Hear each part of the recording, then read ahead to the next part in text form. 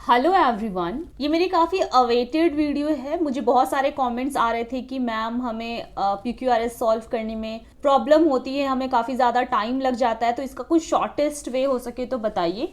इस वीडियो में मैं वो चीज़ें बताने वाली हूँ जो मैंने अपने प्रिपरेशन के टाइम पे इम्प्लीमेंट किए थे। मैं भी पहले वही गलतियां करती थी जो यूजुअली एस्पिरेंट करते हैं। वो गलतियों के बारे में भी मैं इस वीडियो में बताऊंगी। आपको 12 ऐसे ट्रिक्स बताऊंगी जिससे कि आप PQRS को 100% एक्यूरेसी के साथ 6 से 7 सेकंड में 8 सेकंड में सॉल्व कर लोगे। तो इस वीडियो को लास्ट तक देखिएगा ताकि और आपको कहीं भटकने की जरूरत ना पड़े। अगर आप इन ट्रिक्स को इस्तेमाल करोगे 100% आपको रिजल्ट मिलेगा। मुझे भी मिला है और काफी शॉकिंग रिजल्ट मिलेगा कि अरे ऐसा था और हमें ये पता ही नहीं था, सिर्फ इतने ट्रिक से इतनी ज्यादा एक्यूरेसी और इतनी ज्यादा स्पीड में हो जाएगा। आप खुद शॉक हो जाओगे। तो जो बिगनर्स हैं, जो भी तैयारी शुरू कर रहे हैं, उनके लिए मैं बता दूं कि PQRS का मतलब क्या होता है। हम लोग शॉर्ट में इसको PQRS बोलते हैं। इसका एक्चुअली मतलब होता है सेंटेंस अरेंजमेंट। इसका मतलब है कि आपको PQRS में सेंटेंसेस अलग अलग दिए जाएंगे और ये सेंटेंसेस इधर उधर होंगे। मतलब कि इनको आपको अरेंज करना है जिससे कि आपका एक पैराग्राफ बन करके आए। इसके साथ आपको दिए जाते हैं 4 ऑप्शंस और इन्हीं ऑप्शंस के अकॉर्डिंग ये अरेंज होंगे। तो इतना बोलने के साथ ही एस्पिरेंट के मन में क्या आता है, कॉमन सेंस, कि हम एक काम करते हैं, इन सेंटेंसेस को पढ़ लेते हैं, उसके बाद हम अरेंज कर देंगे। तो इसी तरह की गलतियां एस्पिरेंट करते हैं जो आपको नहीं करनी। तो वो कौन कौन सी गलतियां, सबसे पहले आप जान लीजिए कि सबसे पहली बात तो आपको पूरा पैराग्राफ पढ़ना शुरू नहीं कर देना है कि आप एक एक सेंटेंसेस पढ़ रहे हो, उसके बाद आप सोचोगे कि हम एक के बाद एक सेंटेंस को बैठा देंगे सोच समझ करके। इसमें आपको बहुत ज्यादा टाइम लग जाएगा। मैं भी सेम किया करती थी। बिलीव में, अगर आपकी इंग्लिश अच्छी भी है तो भी आपको 1 से 2 मिनट का टाइम लग जाएगा पढ़ने में, समझने में, उसको अरेंज करने में। फिर हो सकता है कि गलत अरेंज हो गया होगा, फिर उसको चेंज करने में। तो आप लोग भी ये गलतियां कर रहे होंगे। उसके बाद सबसे बड़ी गलती कि लोग क्या करते हैं, पूरा पैराग्राफ पढ़ करके, पूरे सेंटेंसेस पढ़ के उसकी मीनिंग समझने की कोशिश करने लग जाते हैं। क्योंकि जब तक मीनिंग नहीं समझेंगे तब तक वो अरेंज नहीं कर पाएंगे एक के बाद एक सेंटेंसेस को। तो ये गलती भी आपको नहीं करनी, क्योंकि मैं जो आपको ट्रिक्स बताने वाली हूँ उसमें आपको पैराग्राफ समझने की जरूरत ही नहीं है। उसमें कुछ ऐसी चीजें जो आपको ध्यान रखनी है, अपने आप सेंटेंसेस को एक के बाद दूसरे में रख लोगे और वो आपका करेक्ट भी होगा 100% गारंटी के साथ। उसके बाद गलती क्या करते हैं कि ऑप्शंस में फिट करने लग जाते हैं। अब कुछ लोग क्या होते हैं, थोड़े स्मार्ट होते हैं, तो वो पूरा पैराग्राफ पहले नहीं पढ़ेंगे। वो सोचेंगे 4 तो ऑप्शन है, इनमें से ही कोई ना कोई होगा। तो अब वो ऑप्शंस के हिसाब से सेंटेंसेस पढ़ेंगे कि P में कौन सा है, फिर R में कौन सा है, Q में कौन सा है, S में कौन सा है। उसके बाद वो बैठ करके सोचेंगे कि ये सही हुआ कि नहीं हुआ। अब उनको ये सही नहीं लगा, फिर जाएंगे इस पे, फिर वो चेक करेंगे, ये नहीं हुआ, फिर वो जाएंगे, हो सकता है D आ जाए। तो समझिए आपका तो 4-5 मिनट चला जाएगा इस तरह से। तो ये तो और भी बड़ी बेवकूफ़ी है। तो ये आपको ये काम भी नहीं करना है कि ऑप्शंस के हिसाब से फिट कर रहे हो। उसके बाद क्या है, reading sentences again and again. वो क्या करेंगे, इस केस में तो आपका बार बार आप सेंटेंसेस को रीड करोगे, बार बार अरेंज करोगे, तो आपका फुल टाइम वेस्ट है। उसके बाद क्या होता है कि ये सबसे बड़ी एक प्रॉब्लम है कि अगर ऐसे चीज में, ऐसे केसेस में अगर आपको बहुत बड़े बड़े सेंटेंसेस मिल गए जो कि मेंस के एग्जाम में CGL में मिलते हैं, तो आप पहले ही देख के पैनिक कर जाओगे। आप सोचोगे इसको छोड़ देता हूँ, आगे बढ़ता हूँ, और वो इजी होने के बावजूद भी आप उसको छोड़ दोगे और आप अपना नंबर गंवा बैठोगे। तो आपको याद रखना, आपको ये गलतियां बिल्कुल भी नहीं करनी है। जो मैं आपको अब ट्रिक्स बताने वाली हूँ उसके लिए आपको कुछ चीजें मैं बता दे रही हूँ कि ये जो पूरी की पूरी चीज है जो मैंने सीखी है PQRS को लेकर के, और मेरे मार्क्स एकदम से उसमें इंप्रूव हो गए। बहुत ही जल्दी मैं बनाने लग गई। पूरा का पूरा क्रेडिट जाता है मनीषा बंसल मैम को, जिन्होंने ये सीरीज बनाई थी और बहुत ही डिटेल में सब कुछ बताया हुआ है। तो बेसिकली ये जो वीडियो है उन सारे ही वीडियोस का सार है। वो काफ़ी घंटे की वीडियो है, आई थिंक 9-10 घंटे की वीडियोस है। तो मैंने जो भी सीखा मैं वो इस वीडियो में बताने वाली हूँ। तो ये मेरा पर्सनल एक्सपीरियंस रहेगा। उसके बाद आपको बेस्ट रिजल्ट्स मिलेंगे अगर आप, मैं जो ट्रिक्स बताऊंगी उसको आप 50 क्वेश्चंस में अप्लाई कर लेते हो। तो बिलीव मी, ये आपको बिल्कुल अच्छे से प्रैक्टिस हो जाएगा। फिर आपको रिवाइज करने की जरूरत नहीं है। ऑटोमेटिकली ये ट्रिक्स ही आपके दिमाग में हिट करेंगी और आप आगे उसी तरह से करोगे। डोंट पैनिक कि कभी कभी लोगों को ऐसा भी लगता है, क्योंकि मुझे भी लगता था, इसलिए मुझे पता है कि ट्रिक्स इस्तेमाल करके करने में ना लोगों को डर लगता है। हो सकता है यार गलत हो जाए, इसे हम पढ़ के थोड़ा टाइम ला के सही ही करें। बिलीव मी, अगर आप ये ट्रिक्स को सही से इस्तेमाल करना जानते हो तो आपका एक्यूरेसी बनेगी ही बनेगी। तो आपको डरना नहीं है ऑप्शंस लगाने से पहले कि यार कहीं मेरा गलत हो जाएगा या नहीं, ठीक है। So now let's start. मैं आगे बढ़ने से पहले मैं बता दूं कि अगर आप लोगों को सेंटेंस अरेंजमेंट के बहुत सारे प्रीवियस ईयर क्वेश्चंस चाहिए जहां से आप प्रैक्टिस कर सकें, तो आप RS अग्रवाल की ये वाली बुक ले सकते हो। इसमें आपको SSC CGL MTS EHSL सारे एग्जाम्स में आए हुए सेंटेंस अरेंजमेंट के क्वेश्चंस मिल जाएंगे। और इसकी सबसे अच्छी जो बात मुझे लगी है कि इसमें जो सॉल्यूशन दिया गया है, ऐसा नहीं है कि सिर्फ ऑप्शन दे दिया गया है, इसमें एक्सप्लेन भी किया गया है कि भैया क्यों सही किया गया, जिससे कि आप पढ़ोगे और आपको मोर क्लैरिटी है कि हाँ कहाँ आपने गलती करी, ताकि आप आगे से वो गलती नहीं दोहराओगे। तो अगर आपको अच्छी लगी तो इस बुक का लिंक आपको डिस्क्रिप्शन में मिल जाएगा, तो अगर आपको अच्छी लगे तो आप इस बुक को वहाँ से परचेज कर सकते हो। सो अब आप लोगों को मेरी बातों को बहुत ही ध्यान से सुनना है। सबसे पहली ट्रिक जो है वो है कि आपको स्टार्ट ही करना है ऑप्शन से, साथ साथ में आपको ऑप्शंस देखते हुए चलना है। ऑप्शंस देखने का वो मतलब नहीं है कि आप पहले ये पूरा मिला के देखोगे, ये मिला के देखोगे, इस तरह से नहीं करना है। आपको इस तरह से ऑप्शंस देखना है कि आप सेंटेंस पढ़ो, उसके साथ ऑप्शन पढ़ो, ठीक है। सबसे पहले चीज जो आपको ट्रिक है कि आप मैक्सिमम जिससे स्टार्ट है उससे आप चेक करिए। जैसे कि यहाँ R से स्टार्ट है, यहाँ R से स्टार्ट है, यहाँ R से स्टार्ट है और यहाँ पे P से स्टार्ट है, तो बहुत ही हाई चांसेस है कि आपका जो सेंटेंस स्टार्ट होगा वो R से ही होगा, ठीक है। अब मान लीजिए आपने R वाले को पढ़ा और आपको लगा हाँ ये तो परफेक्ट इससे स्टार्ट होगा। अगर आप मान लीजिए आपको नहीं समझ में आ रहा है कि R से स्टार्ट होगा कि नहीं होगा, तो आप एक बार P वाले को भी पढ़ लीजिए, ताकि अगर P वाले में आपको ऐसा लगे नहीं इससे तो बिल्कुल स्टार्ट नहीं हो सकता, तो यानी कि ये ऑप्शन आपका वैसे ही कट गया। अब आपके पास बचे 3 ऑप्शंस। अब आपको क्या करना है, R से तो स्टार्ट हो रहा है तो R तो हट ही गया। उसके बाद आपको देखना है उस R के बाद क्या P सेट बैठ रहा है या Q सेट बैठ रहा है या P सेट बैठ रहा है। अब देखिए यहाँ पे क्या है कि 2 ऑप्शंस जो है R के बाद P है, तो इसका मतलब हाई चांसेस क्या है कि P होने के चांसेस है। अब आप एक काम करेंगे कि P को सबसे पहले पढ़ेंगे। अगर P सेट कर गया तब तो अच्छी बात है, फिर आपको आगे बढ़ना है। और अगर P सेट नहीं किया, Q सेट कर गया, तो आपका यही आंसर हो जाएगा। इन केस P सेट कर गया मान लीजिए, उसके बाद आप क्या चेक करेंगे कि P के बाद Q आएगा या S आएगा। मान लीजिए Q आएगा, अब इनमें से ही तो कुछ आएगा ना, मान लीजिए Q आएगा तो आपको S चेक करने की जरूरत नहीं है, वो ये आंसर हो गया, ठीक है। तो आई होप आप समझ गए होंगे कि आपको ऑप्शंस को कैसे चेक करते रहना है। अगर आपको समझ में नहीं आया तो प्लीज़ आप वीडियो को थोड़ा सा पीछे लेके जाएं, उसके बाद समझिए, क्योंकि ये समझना बहुत ज़्यादा ज़रूरी है। ये आपको पूरा बहुत ही ज़्यादा इंपॉर्टेंट है, यही काम देगा आपको। ये तो हो गया कि आपको ऑप्शंस कैसे चेक करने, लेकिन हम कैसे समझेंगे कि R से शुरू होगा, P से शुरू होगा, हम जल्दी कैसे समझेंगे? फिर तो वही बात हो जाएगी कि आपको पूरे सेंटेंसेस पढ़ने पड़ जाएंगे। लेकिन ऐसा नहीं है, मैं आपको कुछ हिंट्स ट्रिक्स बताऊंगी जिससे कि आप समझ पाओगे किससे स्टार्ट होगा, किससे एंड होगा, किसके बाद कौन सा आएगा, सब कुछ आपको हिंट से ही पता लग जाएगा। तो दूसरा ही ट्रिक है कि सर्च हिंट। अब हिंट देखिए, आपको सेंटेंस के स्टार्ट होने का हिंट मिल सकता है, सेंटेंस के एंड होने का हिंट मिल सकता है, या फिर मिडिल लिंक का हिंट मिल सकता है। देखिए स्टार्ट होने का लिंक आपको कैसे मिलेगा कि मान लीजिए कोई सेंटेंस है, उसमें लिखा हुआ है in the beginning, first and foremost, name of a person या किसी भी चीज का पर्टिकुलर नाम है, प्रॉपर नाउन यूज किया गया है, एट फर्स्ट, इस तरह की जो चीजें अगर लिखी हुई हैं, इसका मतलब है कि सेंटेंस उसी मतलब जो पैराग्राफ होगा वो उसी सेंटेंस से शुरू होगा। मान लीजिए इस सेंटेंस में लिखा है एट फर्स्ट, तो इसका मतलब आपको समझ जाना है कि जो सेंटेंस होगा वो क्यू से ही शुरू होगा। तो अब आपको क्या करना है, मैंने क्या बोला कि आपको विथ ऑप्शंस जाना है। ये नहीं कि क्यू से शुरू होगा और अब आप पैराग्राफ पढ़ो कि उसके बाद क्या आएगा, नहीं, क्यू से शुरू हो गया, आपको जैसे पता लगा आप जाओ ऑप्शंस में, यहाँ एक ही ऑप्शन है जो क्यू से शुरू हो रहा है, तो यही आंसर हो जाएगा। देखा आपने, आपको और पढ़ने की जरूरत ही नहीं है। इन केस अगर क्यू 2 में होता तो हम क्या करते, क्यू के बाद वाले को देखते कि कौन सा होगा, तो जो आपको सही मिल जाएगा वो वाला आंसर हो जाता। तो यानी कि आपको पूरा पैराग्राफ पढ़ने की जरूरत ही नहीं पड़ी, ठीक है। तो ये ट्रिक है। एंडिंग का भी हिंट है। मान लीजिए कि कोई सेंटेंस अगर फाइनली से एंड हो रहा है या एट द एंड से हो रहा है या अल्टीमेटली उसमें लिखा हुआ है, इसका मतलब ये वाला सेंटेंस क्या होगा, लास्ट में आएगा। तो मान लीजिए अगर कोई ऐसा सेंटेंस है फर्स्ट वाले में ही लिखा हुआ है फाइनली, इसका मतलब क्या है, ये यहाँ लिखा हो सकता है या बीच में भी यहाँ पे लिखा हो सकता है। तो इसका मतलब क्या है कि ये पी वाला जो है ना, ये लास्ट में आएगा। तो अब आपको ऑप्शन में चेक करना है कि पी किसके लास्ट में आ रहा है। यहाँ पे किसी ऑप्शन में नहीं लिखा, लेकिन आपका कोई ना कोई ऑप्शन लास्ट में रहेगा जिसमें पी आएगा, तो वही वाला आंसर हो जाएगा। तो ये तो 2 हिंट हो गए, स्टार्टिंग हिंट और एंडिंग हिंट। अब मिडिल लिंक क्या होता है कि कुछ ऐसी चीजें हैं ना जिससे कि आप लिंक बना सकोगे। लिंक का मतलब क्या है कि आपको ये समझ में आ जाएगा स्टार्टिंग किससे हो रहा है, एंडिंग किससे हो रहा है, आपको नहीं समझ में आया, लेकिन आपको ये पक्का समझ में आ जाएगा कि आर के बाद ऐसे ही आएगा, या क्यू के बाद पी ही आएगा, या पी के बाद ऐसे ही आएगा। ये लिंक आप बना पाओगे।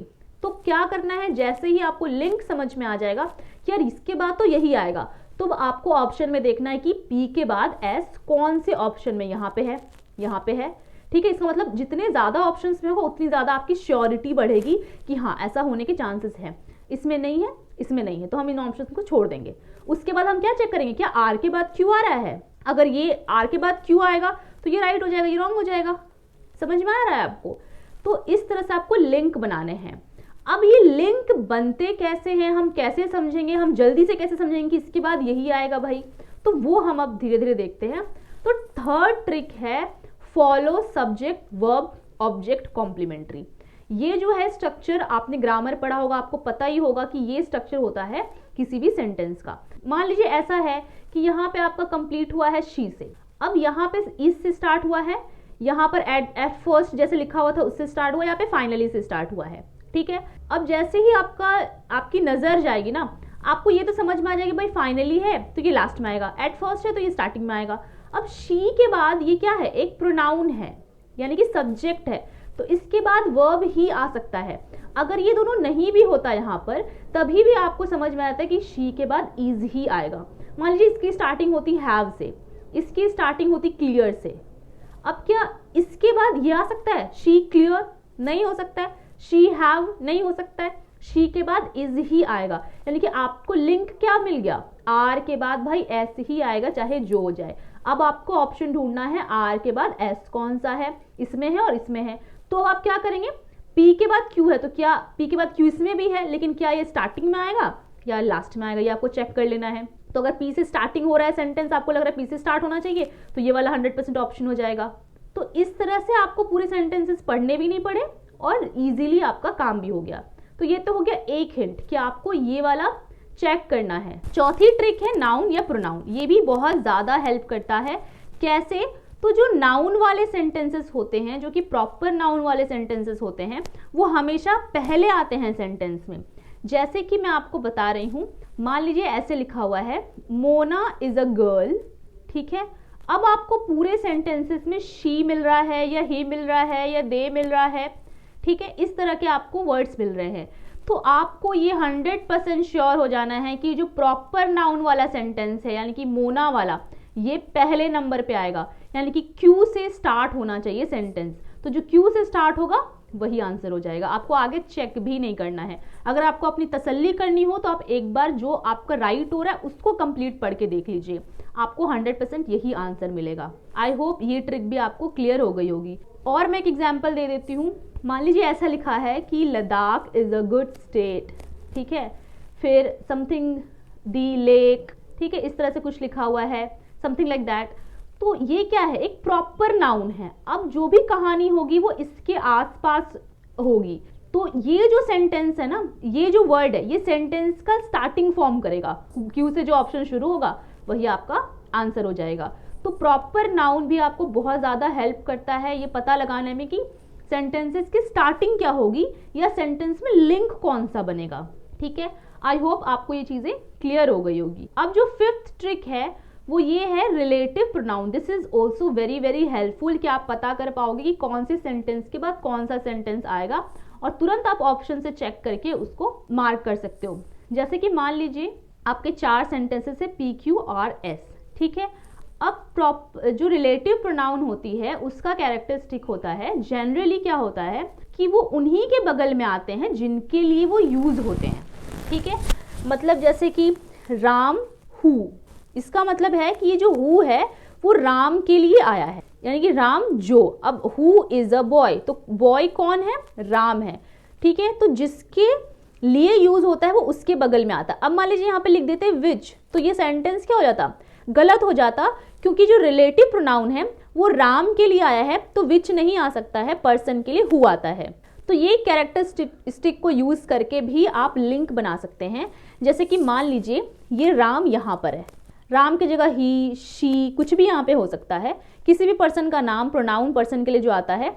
अब मान लीजिए यहाँ राम, आर जो है वो हु से शुरू है, इसका मतलब क्या है कि पी के बाद आर ही आएगा, पी के बाद आर ही आएगा, ये एक लिंक बन गया।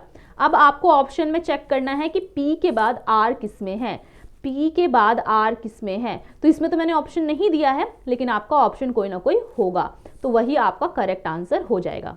ठीक है, आई होप ये भी आपको क्लियर हो गया होगा। मैं और एक ऑप्शन एग्जाम्पल दे देती हूँ कि मान लीजिए यहाँ पर आपका होता द टेबल, ठीक है। अब मान लीजिए यहाँ पे होता नेक्स्ट, टुमारो, और यहाँ पे होता विच। अब देखिए the table tomorrow, the table next नहीं हो सकता ना, तो यानी कि पी के बाद एस ही होगा और द टेबल के लिए विच ही आता है। अब आप एक बार पढ़ के देख लीजिए, विच अगर आपको सही लग रहा है सेंटेंस ये दोनों बैठता हुआ, तो पी के बाद एस किस ऑप्शन में है आपको चेक करना है, वही आपका आंसर हो जाएगा। ठीक है, मैंने बहुत ज़्यादा गंदा कर दिया है, अभी मैंने नहीं खरीदा है कोई बोर्ड टाइप कुछ भी जिसमें मैं आपको डिजिटली लिख के दिखा सकूं, तो इसलिए मैं अभी कॉपी में कर रही हूँ। जो इस वीडियो को पूरा देख रहे हैं ना, उनको ये चीज़ें समझ में आ जाएंगी, जो बीच से देख रहे हैं उनको समझ ही नहीं आएगा मैंने क्या यहाँ पे लिखा है। तो हम नेक्स्ट ट्रिक की तरफ आते हैं, जो कि है आपका आर्टिकल। आर्टिकल भी बहुत ही बड़ा रोल प्ले करता है और काफ़ी इजीली करता है। जैसे कि जो दो ए और एन है, ये जो आर्टिकल्स होते हैं, आप लोगों ने ग्रामर में पढ़ा होगा कि जब कोई चीज़ फर्स्ट टाइम इंट्रोड्यूस होती है तो वो ए और एन के साथ में आती है, और जब हम उसी चीज़ के बारे में वापस बात करते हैं तो उसके पहले हम द का यूज़ करते हैं। तो इसी चीज़ को आप यूज़ कर सकते हो। कैसे? मैंने यहाँ पे लिखा है कि क्यू, मान लो क्यू सेंटेंसेस में अ कार के बारे में कोई चर्चा की गई है और एस में द कार लिखा हुआ है। इसका मतलब ये तो क्लियर है कि क्यू जो है वो एस से पहले आएगा हमेशा। ठीक है, तो अगर मान लीजिए लिखा हुआ है एस क्यू, तो क्या ये सेंटेंस सही हो सकता है? जिस ऑप्शन में ये हो वो बिल्कुल नहीं हो सकता है, तो ये आपको पहले ही कट गया। हो सकता है दो ऑप्शन में हो तो तुरंत में दो ऑप्शंस कट जाएंगे, और दो ऑप्शंस बचे हैं उसमें और भी आप जितने ट्रिक्स बताएं वो लगा करके देख लीजिए, कोई ना कोई आपको ट्रिक इनमें से ही मिलेगा। ऐसा कुछ भी नहीं होगा कि बिल्कुल अलग कोई चीज़ मिल जाए। ठीक है, तो इस तरह से आप इस चीज़ को यूज़ कर सकते हो। 7th नंबर ट्रिक ये है कि कोलोकेशंस आपको देखने हैं। कोलोकेशन का मतलब क्या होता है मैं आप बहुत सारी वीडियोस में बता चुकी हूँ। जो वर्ड साथ में हमेशा ऐसे ही यूज़ होते हैं। अब क्यों यूज़ होते हैं इसका कोई रीज़न नहीं होता है, लेकिन ये यूज़ होते हैं। जैसे कि मान लीजिए फास्ट ट्रेन है, तो फास्ट ट्रेन ही होता है, कभी क्विक ट्रेन नहीं होता है, जबकि इन दोनों का मतलब लगभग सेम है। अब क्यों होता है किसी को नहीं पता। वैसे ही क्विक शावर होता है, फास्ट शावर नहीं होता है, तो इनको आप यूज़ कर सकते हो। तो जब भी आप मॉक वगैरह दो या कभी पैराग्राफ पढ़ो या कोई बुक पढ़ रहे हो, तो जब भी कोलोकेशन आए ना तो आपको ध्यान रखना है, क्योंकि हो सकता है वो यूज़ हो जाए एग्जाम में भी। तो जैसे मान लीजिए ये पी एक सेंटेंस है और यहाँ एस एक सेंटेंस है, यहाँ है फास्ट, यहाँ है ट्रेन। इसका मतलब ये तो कंफर्म हो गया कि पी के बाद एस ही आएगा। तो जिस ऑप्शन में ऐसा है वो आप देख लीजिए। और आपको अगर कंफर्म होना है कभी किसी भी ऑप्शन में कि क्या मैं सही कर रहा हूं कि नहीं, तो जितने मैंने ट्रिक्स बताए हैं उनमें से 2-3 ट्रिक्स आपको हर एक क्वेश्चन में लगते हुए नजर आ जाएंगे। तो आप एक से सेटिस्फाई नहीं हो रहे तो दूसरा ट्रिक भी देख लीजिए कि कहीं कोई फाइनली तो नहीं लिखा, एट द बिगनिंग तो नहीं लिखा, कहीं कोई सब्जेक्ट के बाद कोई वर्ब आना चाहिए ऐसा तो नहीं हो रहा है, या कोई आर्टिकल का कुछ तो नहीं लग रहा है। तो आप 3-4 ट्रिक्स एक ही क्वेश्चन में लगा कर देख सकते हो और ज़्यादा पक्का हो सकते हो अपने ऑप्शंस को लेकर के। लेकिन वैसे तो 1 से 2 ट्रिक लगाने से ही आप कंफर्म हो जाओगे। उसके बाद नेक्स्ट जो ट्रिक है वो है कॉमन फैक्टर। कॉमन फैक्टर का मतलब होता है ना, कभी कभी ऐसे कुछ यूनिक वर्ड होते हैं जो बार बार यूज होते हैं। तो जब वो बार बार यूज होंगे ना, तो जिस सेंटेंस में वो एक बार यूज हुआ है, जब दूसरे सेंटेंस में वो यूज होगा तो बहुत ज़्यादा चांसेस है कि ये दोनों सेंटेंसेस एक साथ आएंगे, या तो आगे पीछे। वो कैसे होगा वो आप पढ़ के देखना पड़ेगा आपको, लेकिन मोस्ट प्रोबेबली क्या होगा जनरली कि ये दोनों सेंटेंसेस साथ में आएंगे, या तो पीएस या तो एसपी। नेक्स्ट जो ट्रिक है वो है पैरेलल कंस्ट्रक्शन। इसके बारे में आप लोगों ने पढ़ा भी होगा ग्रामर में कि पैरेलल कंस्ट्रक्शन क्या होता है कि जैसे कि I neither know nor care what had happened to him. तो यहाँ पर क्या होता है कि नीदर और नॉर, इनके बाद जो वर्ब आना चाहिए ये सेम फॉर्म में आना चाहिए। यानी कि ये V1 है तो ये भी V1 होगा, V2 है तो V2 होगा, अगर जीरंड है तो जीरंड होगा, दोनों में ही। तो नॉर के बाद जो होगा वही इसके साथ भी होना चाहिए। ठीक है, अब जैसे कि यहाँ पर है James wrote, edited and was reading the novels. अब क्या है, एंड है। अब एक V1 V2 आया है, दूसरा V2 आया है, तो तीसरा जो वर्ब होगा सेंटेंस में ये भी V2 में ही होना चाहिए, यानी कि रीड होना चाहिए। समझ में आया? अब देखिए इसको कैसे यूज कर सकते हैं हम, कि मान लीजिए P में ये चीज लिखी है रोट, एडिटेड, और S में लिखा है रीड नॉवेल्स, तो इसका मतलब क्या है, 100% क्या है, P के बाद S ही आएगा। तो इस तरह से आप चीजों को यूज कर सकते हो। मान लो यहाँ पे अगर लिखा है, यहाँ पे कुछ लिखा है इंक्रीजिंग, ठीक है, यहाँ पे लिखा है दिव्या, तो इसका मतलब एडिटेड के बाद इंक्रीजिंग तो नहीं आएगा, क्योंकि ये क्या चल रहा है, पैरेलल कंस्ट्रक्शन में चल रहा है। तो इसके बाद जो भी वर्ब आएगा अगर, तो V2 में ही आएगा, तो इसके बाद ये आपका आ जाएगा। तो आप इस चीज को इस तरह से करके यूज कर सकते हो। 10वां ट्रिक जो है क्रोनोलॉजिकल ऑर्डर, जो कि आपको पता भी होगा कि सेंटेंसेस जो है वो जिस तरह से हुए हैं क्रोनोलॉजिकल ऑर्डर में रहोगे, जो चीजें पहले हुई हैं वो पहले लिखी जाएंगी, जो बाद में हुई है बाद में लिखी जाएंगी। तो अगर कोई ईस्वी दी गई है 1972, इसमें लिखा हुआ है 1969, यानी कि ये तो कंफर्म है कि R पहले आएगा उसके बाद P आएगा। तो इसी तरह से अगर टुडे लिखा हुआ है, टुमारो लिखा हुआ है, तो कुछ अगर आपको ऐसे हिंट मिल रही है जिससे आपको टाइम का पता लग रहा है, हो सकता है टाइम ही दिया हो 8 बजे 9 बजे, तो जिसमें 8 बजे लिखा है वो सेंटेंस पहले आएगा, जिसमें 9 बजे लिखा है वो सेंटेंस बाद में आएगा। तो अगर कोई भी वर्ड से आपको इसकी टाइमिंग का पता लगता है तो उस तरह से आप क्रोनोलॉजिकल ऑर्डर में उसको सजा लोगे और आपको समझ में आ जाएगा कौन किसके बाद आएगा। उसके बाद आपको सीधे जाना कहाँ, ऑप्शन में, कि कौन किसके बाद है, आप उस हिसाब से लगा लो। ठीक है, अब देखिए नेक्स्ट 11th ट्रिक जो है वो है ग्रामर। जाहिर सी बात है ग्रामर को बहुत ज़्यादा यूज आप कर सकते हो PQRS सॉल्व करने में। ज़्यादातर आप प्रीपोजिशन को और वर्ब को यूज कर सकते हो। प्रीपोजिशन को कैसे यूज कर सकते हो, जैसे कि मान लीजिए ये P आपका सेंटेंस है, ये एंड हो रहा है विद अ व्यू टू के साथ में, नेक्स्ट में लिखा है R, नेक्स्ट इंक्रीजिंग, तो अब आपको पता सब चल गया ना कि P के बाद तो S ही आएगा। ठीक है, क्योंकि व्यू टू के बाद क्या लगता है, जीरन लगता है, तो ये आपका क्लियर हो जाएगा। अगर मान लीजिए यहाँ पे रहता है रीड, तो आप ये तो नहीं समझ सकते ना कि 2 के बाद रीड आएगा, V1 नहीं आता है इसके साथ। तो इस तरह से आपको यूज करके समझ सकते हो। वर्ब को भी समझ सकते हो, जैसे मान लीजिए यहाँ पे हैव से खत्म है, यहाँ आई है, यहाँ सीन है, यहाँ गो है, तो हैव जो है आपको समझ में आएगा क्या, एंड अगर हैव से हो तो इसके बाद जो भी सेंटेंस आएगा वो थर्ड फॉर्म में होगा, जो भी वर्ब आएगा थर्ड फॉर्म में होगा। तो ये तो हो नहीं सकता, ये हो नहीं सकता, यानी कि P के बाद R ही आएगा। अब आपको देखना है ऑप्शन में किस में ये है, और 1-2 ट्रिक लगा करके आपको कंफर्म हो जाना है उस वाले ऑप्शन के लिए।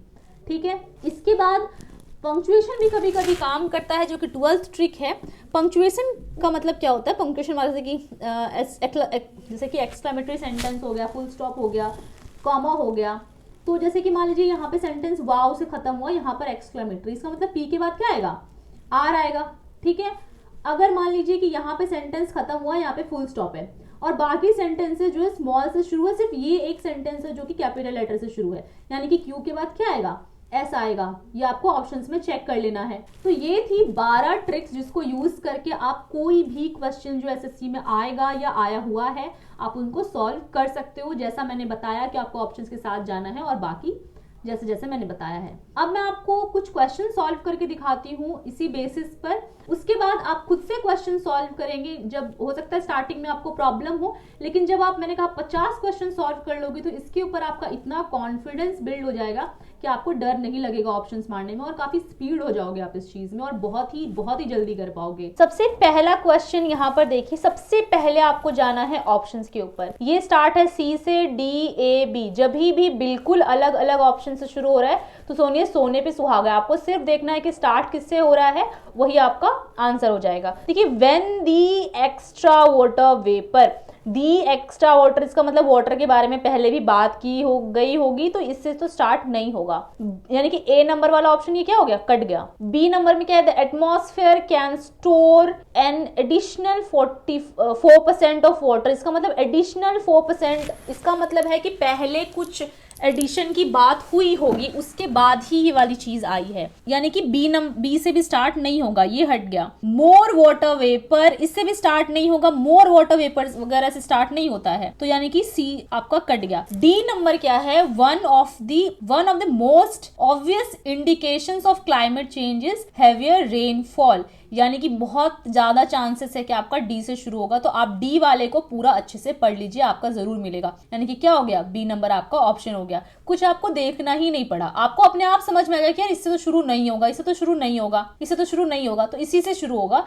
वही आपका एक ही ऑप्शन है। ठीक है, अब हम दूसरा भी देख लेते हैं। देखिए कितने इजी क्वेश्चंस आते हैं जो कि आप अगर पढ़ने बैठ जाते तो बहुत ज्यादा टाइम लग जाता। यहाँ पे देखिए आर से शुरू है, क्यू से, एस से और पी से, ये भी वैसा ही है। अब आप क्या करेंगे, शुरू करेंगे पढ़ना। Main source of water for Wular lake is river Jhelum, शुरू हो सकता है, no issue. Wular lake is also said to be, also इससे नहीं होगा। देखिए ऑल्सो वगैरह जो है ना वो बाद में ही यूज होते हैं। दिस लेक से भी शुरू नहीं होगा क्योंकि जरूर कुछ ना कुछ इसके बारे में बोला गया होगा तो ये आया है। ठीक है, तो ये प्रोनाउन से नहीं यूज होगा। दिस आइलैंड, इससे भी शुरू नहीं होगा, यानी कि आपका शुरू किससे होगा, पी से होगा, और पी वाला सिर्फ एक ऑप्शन यानी कि क्यू आपका राइट आंसर हो जाएगा। 6 नंबर एक बार मैं आपको दिखा देती हूँ। इसमें क्यू, पी, आर, क्यू, मैंने क्या बोला, जिसमें ज्यादा जिससे स्टार्ट है उसको आप सबसे पहले चेक करें। तो सबसे पहले क्यू से देखिए कि क्यू से क्या स्टार्ट हो रहा है। लिखा the boy gradually, the boy, मैंने क्या बोला था कि द तभी यूज होता है जब उसके बारे में पहले कोई बात की गई हो, यानी कि इससे स्टार्ट नहीं हो तो आपके 2 ऑप्शन तो वैसे ही कट गए। अब आपको क्या देखना है, या तो पी से शुरू होगा नहीं तो आर से शुरू होगा, जो जिससे शुरू होगा वही आंसर हो जाएगा। तो पहले पी पढ़िए।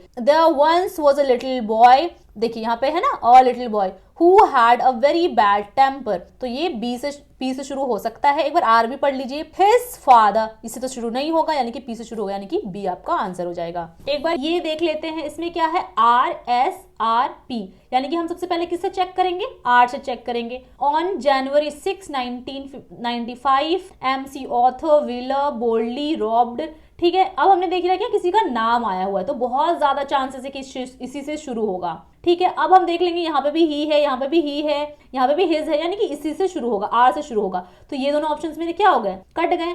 अब आर के बाद हम देखेंगे पी आएगा या क्यू आएगा। तो पहले पी पढ़िए। Within an hour he was in jail, okay ठीक है, हो सकता है। क्यू देखिए, he made no attempts to hide his identity and even looked directly into the security cameras and smiled. अब देखिए ये बहुत ज्यादा चांसेस है कि क्यू आएगा। क्यों, क्योंकि यही करेगा तभी तो वो जेल में जाएगा ना। उसने कैमरा में देखा और स्माइल कर दिया तो वो पकड़ा गया, उसकी आइडेंटिटी पता लग गई, तो क्या होगा, क्यू होने के चांसेस है, यानी कि ये वाला आंसर हो जाएगा। लेकिन इसको अच्छे से एक बार पढ़ लीजिए। सो आई होप फ्रेंड्स, मैंने जितनी भी चीजें आपको बताई हैं उन सब के बेसिस पर आप 50 क्वेश्चंस कम से कम लगाओगे और अच्छे से प्रैक्टिस करोगे। और अगर आपको मेरी ये वीडियो पसंद आई है, मेरी इतनी मेहनत पसंद आई है, तो प्लीज इसको लाइक करें ताकि मुझे पता लगे कि आपको पसंद आई है। कमेंट करें I will crack SSC CGL, और शेयर करें जिनको भी आपको लगता है कि PQRS सॉल्व करने में बहुत ज्यादा टाइम लगता है और वो एक जगह इन सारे नॉलेज को ले सके। तो मिलते हैं ऐसी इन्फॉर्मेटिव वीडियोस के साथ आगे भी, तब तक के लिए जय हिंद।